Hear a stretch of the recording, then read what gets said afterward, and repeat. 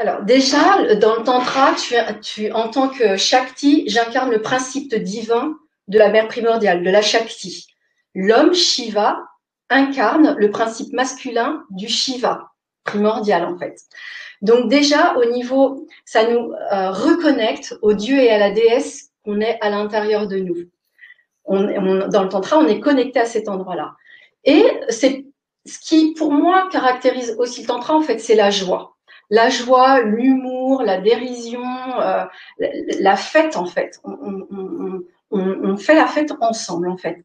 Et ce qui veut dire que quand on a des moments d'intimité sexuelle, pour nos moments de rencontre tantrique, on décide ensemble ce qu'on a envie de jouer. Et moi, à ce moment-là, je peux dire à mon partenaire, donc ça se prépare un petit peu avant, mais voilà, j'ai envie d'expérimenter et de jouer ce soir, la femme fatale. Et alors, je vais tout mettre en œuvre pour jouer cette femme fatale. Mais je pourrais aussi dire, ce soir, j'ai envie de jouer la femme soumise. Pourquoi pas? Puisqu'il y a différentes phases pour aller danser l'amour. La différence, c'est toujours, dans mon expérience, c'est que quand j'ai eu des partenaires, notamment dans le libertinage, en fait, si on adopte un rôle archétypal, on est comme enfermé dedans. Donc, la femme prend peur. Admettons qu'elle soit avec son partenaire et que son partenaire, un soir, elle lui présente sa croupe et elle lui dit « Vas-y, j'ai envie de ton gros sexe » ou des choses comme ça. Lui va être très excité, ça monte, les deux partenaires sont super contents. Et puis, 3 jours après, ils refont l'amour et lui a envie de ça.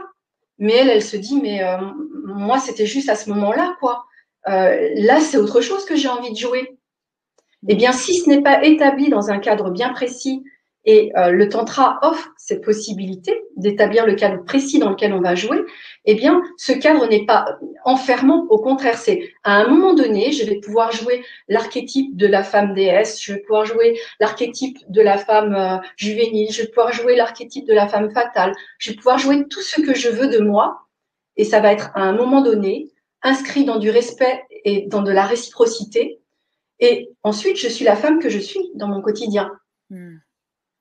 Et ça fait toute la différence, c'est que je ne suis pas enfermée que dans un espace de moi-même. Et parfois, ce que j'ai pu observer en fait dans les relations, c'est que les femmes, par exemple, vont s'habiller d'une seule manière.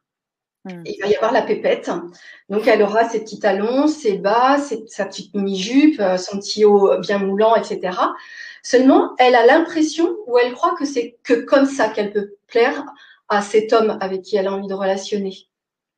Et elle-même s'enferme parce qu'elle se sent belle dans le regard de son partenaire. Mais il y a des fois, qu'est-ce qu'elle aimerait? Être en jogging, pantoufles et les cheveux défaits. Seulement, la peur prend le dessus. Si je suis ça, je ne vais plus être aimée pour l'image que je sais qu'il apprécie de moi. Et c'est comme ça, souvent, que ça s'enferme, en fait, dans ce que j'ai pu observer des relations de couple.